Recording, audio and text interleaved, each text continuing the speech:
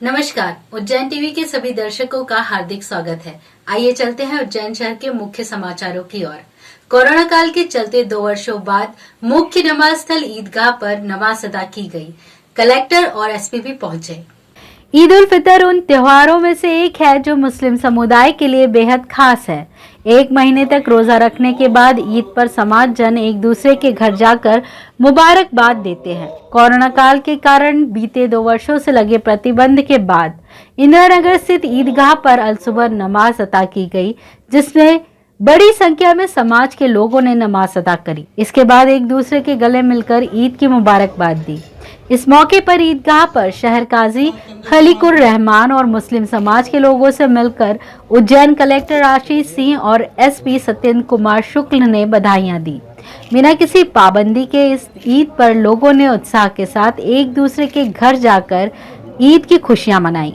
शहर काजी और कलेक्टर ने अपना बधाई संदेश देते हुए कहा, पहले तो सभी लोगों को ईद की बहुत बहुत मुबारकबाद पेश करता हूँ और दुआ करता हूँ इस बात के लिए कि जो लोग हमारे बीच से चले गए हैं और हमारे बीच नहीं रहे, या तो कोरोना को देख कर के कह लें या उनकी अपनी ज़िंदगी उतनी ही अल्लाह ने लिखी थी जितनी उनको मिली थी।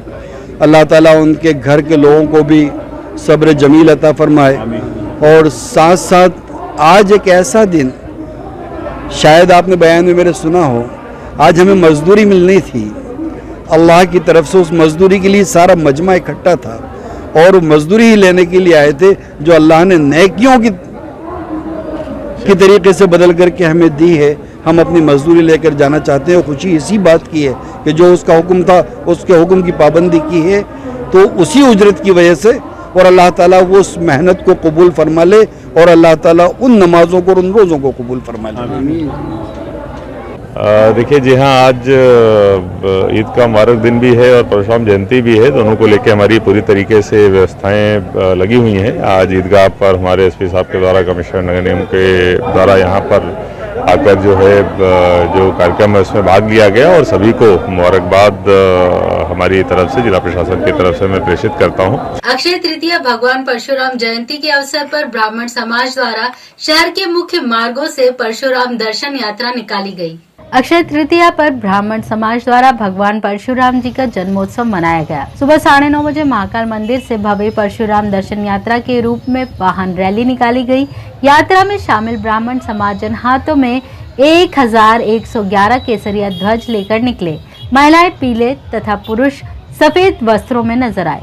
श्री परशुराम ब्राह्मण संगठन के संस्थापक अध्यक्ष पंडित राजेश त्रिवेदी, पंडित गिरीश पाठक तथा अखिल भारतीय ब्राह्मण समाज के अध्यक्ष पंडित सुरेंद्र चतुर्वेदी ने बताया कि भगवान श्री परशुराम जी के प्राकट्य उत्सव पर विशाल परशुराम दर्शन यात्रा के पूर्व ज्योतिर्लिंग महाकाल मंदिर में पंडित घनश्याम शर्मा एवं पंडित शैलेंद्र शर्मा के आचार्यत्व में महामंडलेश्वर अतुलेशानंद जी महाराज, महामंडलेश्वर शैलेशानंद गिरी महाराज के साथ समाज के वरिष्ठ जनों ने भगवान महाकाल की पूजा अर्चना की। इसके बाद मंदिर से परशुराम दर्शन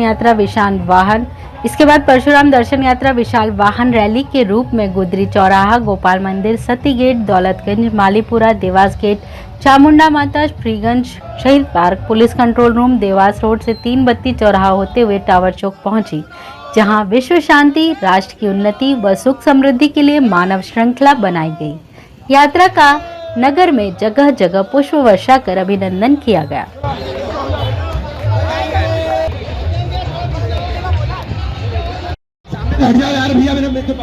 भारतीय जनता पार्टी राष्ट्रीय महासचिव कैलाश विजयवर्गीय ने अपनी जन्मतिथि पर किए महाकालेश्वर दर्शन और कई मुद्दों पर दी अपनी बेबाक राय। अंग्रेजी कैलेंडर के अनुसार भारतीय जनता पार्टी के राष्ट्रीय महासचिव कैलाश विजयवर्गीय का जन्म 13 मई को हुआ, मगर तिथि अनुसार अक्षय तृतीया पर हुआ था। विजयवर्गीय ने बाबा महाकाल के दर्शन कर अपने जन्म दिवस पर आशीर्वाद लिया व कालीन भी भेंट की। दर्शन के बाद विजयवर्गीय ने देश के कई ज्वलंत मुद्दों पर अपनी बेबाक राय रखी। कहीं न कहीं इस बार हनुमान चालीसा को लेकर आपस में कहीं न कहीं गुटबाजी दिख रही है, मारपीट भी हुई है। कल राजस्थान में भी ऐसा बड़ा एक हंगामा हुआ, आज जम्मू में भी हुआ। उसको लेकर क्या कहेंगे, किस प्रकार शांति अपन पूरे देश में कायम होनी चाहिए? देखिए मुझे लगता है कि इस प्रकार की अलगाववादी बातें नहीं होना चाहिए। जिसको जिसकी आस्था है जिसमें वो उसकी आस्था के अनुरूप काम करे। पर ये बात सही है कि कुछ लोग यदि इस देश को धर्मशाला समझे तो उसको बर्दाश्त नहीं किया जा सकता कि लॉ एंड ऑर्डर कानून भी कोई चीज़ होती है। हाई कोर्ट के आदेश, सुप्रीम कोर्ट के आदेश जो भी आया है उसका पालन होना चाहिए। राज्य सरकार उसका पालन नहीं करती, इसलिए अराजकता फैली है। महाराष्ट्र में यदि शुरुआत हुई तो हाई कोर्ट के डिसीजन का पालन राज्य सरकार ने नहीं किया, इसलिए शुरुआत हुई है और वो बढ़ती जा रही है। मैं समझता हूँ कि इन चीज़ों से बचना चाहिए, पर फिर भी लोगों की अपनी अपनी आस्थाएं होती है, उस आस्था के अनुरूप वे ईश्वर का आराधना करें, उससे किसी को कोई आपत्ति नहीं होना चाहिए। बॉलीवुड एक्ट्रेस तनुश्री दत्ता का महाकाल दर्शन करने आते समय हुआ एक्सीडेंट। जान बचाने के लिए अभिनेत्री ने भगवान का किया शुक्रिया अदा। बॉलीवुड अभिनेत्री तनुश्री दत्ता ने अपनी पोस्ट में लिखा, आज का दिन एक साहसिक दिन था, लेकिन मैं महाकाल के दर्शन कर पाई। मंदिर जाते समय अचानक हादसा हुआ और ब्रेक फेल हो गए, बस कुछ टांके लगे। जय श्री महाकाल। वहीं अपनी दूसरी पोस्ट में कहा कि मेरे पूरे जीवन में ये पहली सड़क दुर्घटना है और इसने मेरे संकल्प और विश्वास को और मजबूत किया है। मैं बहुत ही विनम्र अनुभव के साथ कह रही हूँ कि मैं शायद उतनी अजय नहीं हूँ जितना खुद को मानती हूँ। महाकाल मंदिर में मुस्लिम युवक के घुसने से हुआ बवाल, पूर्व में भी हुई थी ऐसी घटनाएं।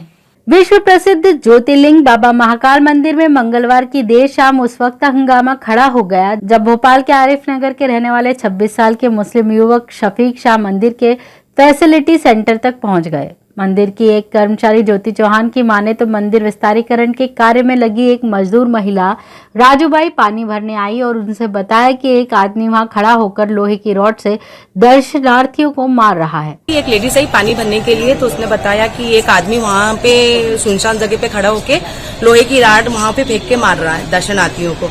तो उन्होंने बोला कि भैया तू क्यों मार रहा है, किसी को लग जाएगी। तो बोले ओम शांति ओम शांति ओम नमः शिवाय करके पानी फेंका, उसके ऊपर थूक दिया उसने।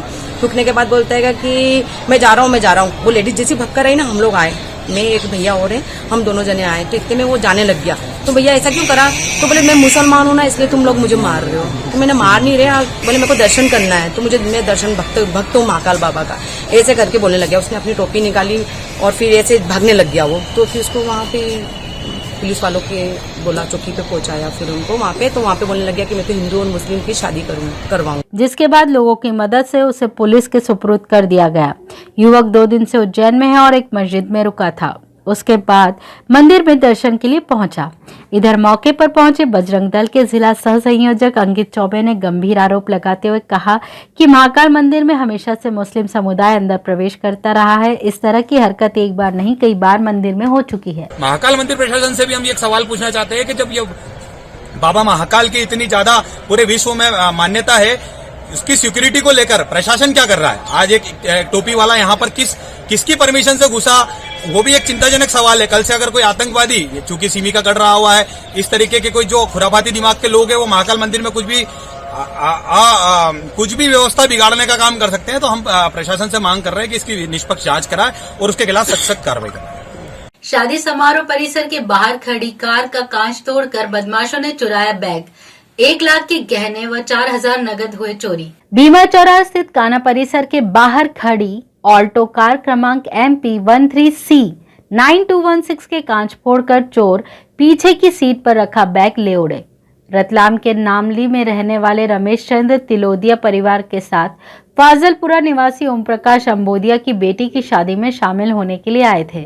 शादी समारोह में मिले कपड़े लत्ते रखने के लिए दोपहर करीब 3 बजे उनकी बहू सीमापति लोकेश कार के पास पहुंची तो देखा कि कार के कांच फूटे हुए हैं और उनका बैग भी गायब है। बैग में सीमा के सोने के कान के झुमके, झालर, टीका, करधनी सहित 4,000 रुपए नकदी रखा हुआ था। घटना के बाद उन्होंने पुलिस को सूचना दी। मामले में कोतवाली थाना पुलिस जांच कर रही है। घटना के बाबत फरियादी रमेश चंद्र व थाना प्रभारी अमित सोलंकी ने बताया, हम नागवा जंक्शन से आए शादी में बारात लेके यहाँ उज्जैन कोयला थाना परिसर में।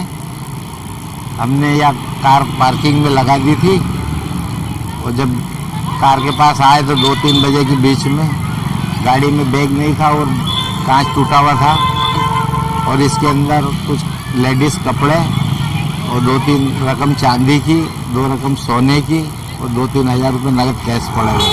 तो क्या कीमत की होगी पूरी रकम? 1-8 लाख रुपए की होगी। आज दिन में फरियादी लोकेश तलोदिया जी द्वारा, जो रतलाम के रहने वाले हैं, थाने पर आकर सूचना दी गई कि वे यहाँ फाजलपुरा में काना गार्डन में अपने रिश्तेदार में शादी के कार्यक्रम में आए थे। तो उनकी गाड़ी थी जो उन्होंने गार्डन के बाहर पार्क की थी, उसमें उनका एक बैग रखा हुआ था। तो किसी अज्ञात बदमाश द्वारा गाड़ी का कांच तोड़कर वो बैग चोरी कर लिया गया है। उसमें क्या क्या सामान था? फरियादी से जो प्राथमिक पूछताछ हुई है उसमें फरियादी द्वारा बताया गया कि उसमें उनके शादी के कपड़े उपड़े थे और कुछ चांदी की ज्वेलरी थी और एक सोने का नाक का कांटा और इस तरह की कुछ 1-2 चीज़ें थी जो गई हैं, जिस बारे में तस्दीक कर रहे हैं। दोना पत्तल की दुकान के स्टोर में अचानक आग लग गई।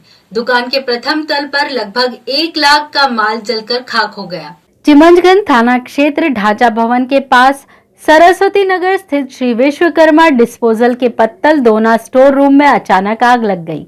प्रथम तल पर दोने पत्तल का स्टॉक रखा रहता है। रमेश चंद्र विश्वकर्मा की घर पर ही दोना पत्तल की शॉप है। अचानक लगी आग पर फायर ब्रिगेड के दमकलों ने काबू पाया। आग के कारणों का फिलहाल खुलासा नहीं हो सका। शॉर्ट सर्किट से आग लगने की संभावना जताई जा रही है। आग में करीब 1 लाख रुपए का माल जलकर खाक हो गया। घटना के बाबत जानकारी देते हुए दुकान मालिक रमेश चंद्र व फायर कर्मी चिंतामण जायसवाल ने बताया, कुछ भी पता नहीं है, हम सब नीचे थे, भाभी जी दुकान में थे और वो तो किसी सामने वाले ने बोला धुआं निकल रहा है, तो भाभी चिल्लाते हुए आए, हम नीचे बैठे थे हाल में और बच्चे लोग थे इधर यहाँ पे, तो बच्चे लोग ऐसे भागे, वो बहू थी यहाँ पे अंदर, तो बहू भी ऐसी भागी और हम लोग ऊपर आए, देखा तो जरा से में क्या पानी लेने का, इतने नल चालू करने का, इतने में तो बहुत ज़्यादा भभक गई आग। क्या कारण मानते हैं आपकी कारण से? अब क्या बताएं यार भैया, शॉर्ट सर्किट हुआ है या बच्चों मतलब किसी कारण से हुआ हो क्या? कितना माल लगभग आपका यहाँ पर? करीब 1 लाख के समथिंग था यार वैसा माल तो सारा। काय का माल था क्या? ये दोनों पत्तल डिस्पोजल वगैरह दुकान है ना नीचे, तो उसका थोड़ा बहुत स्टॉक तो रखना ही पड़ता है, तो स्टॉक रखा था थोड़ा सा।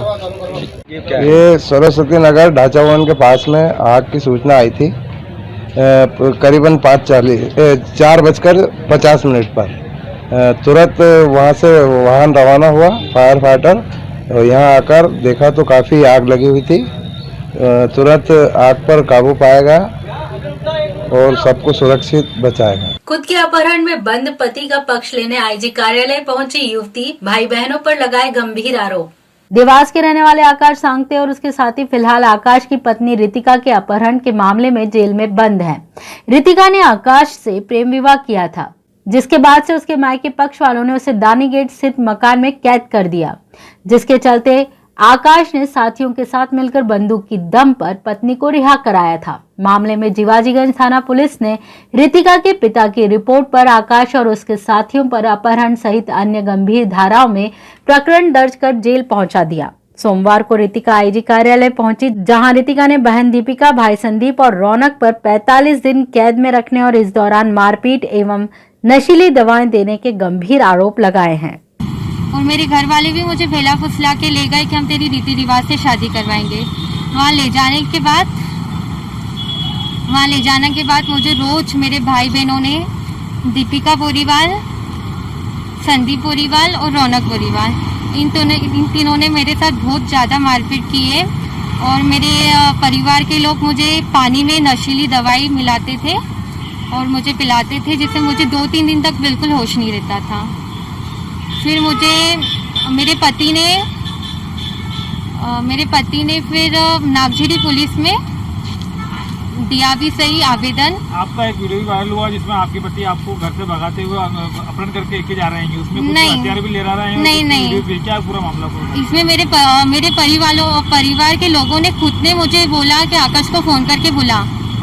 मैंने बुलाया मेरे पति को, मैं खुद जा रही थी, बाकी जो भी लड़के थे मैं नहीं जानती हूँ, ना मेरे पति जानते हैं, और हम खुद इनसे बच के जा रहे थे। ये लोग हम पे हमला कर रहे थे। शहर के मध्य रिहायशी एवं व्यावसायिक स्थलों पर रात के समय स्ट्रीट लाइट रहती हैं बंद, कभी भी हो सकती हैं दुर्घटनाएं। शहर के मध्य की रिहायशी एवं व्यावसायिक बस्तियां क्षीर सागर कॉलोनी, द्रविड़ मार्ग, कुशलपुरा एवं शीतला माता की गली की स्ट्रीट लाइट विगत 28 अप्रैल से बंद है। शाम को 1-2 मिनट के लिए झलक दिखलाकर लाइट पूरी रात के लिए चली जाती है। फलतः यह सभी एरिया गुप्त अंधेरे में डूब जाते हैं, जिसकी वजह से ना तो राह में खड़ी गाय दिखाई देती हैं, न खड़े हुए वाहन दिखाई देते हैं। रात को लपकते हुए कुत्तों से बचने की कोशिश में वाहन चालकों को सड़क भी दिखाई नहीं देती। गरज यह है कि सारे हालात कभी भी किसी भी बड़े हादसे की वजह बन सकते हैं। ऐसी बात नहीं कि जिम्मेदार महकमे और उनके आला से लेकर निचले तबके के अमले को जानकारी नहीं है, मगर ऐसा लगता है कि वे इसे लेकर संजीदा नहीं हैं। शायद तभी संजीदा होंगे जब कोई बड़ा हादसा हो जाए। इस बाबत क्षेत्रीय नागरिक मनोज गुप्ता ने बताया। ये स्ट्रीट लाइट कितने दिन से बंद है? ये पूरा सप्ताह हो गया। किसी ने कंप्लेंट की थी? कंप्लेन क्या, वो 6 बजे चालू कर देते हैं और जब अंधेरा होता तो बंद हो जाती है।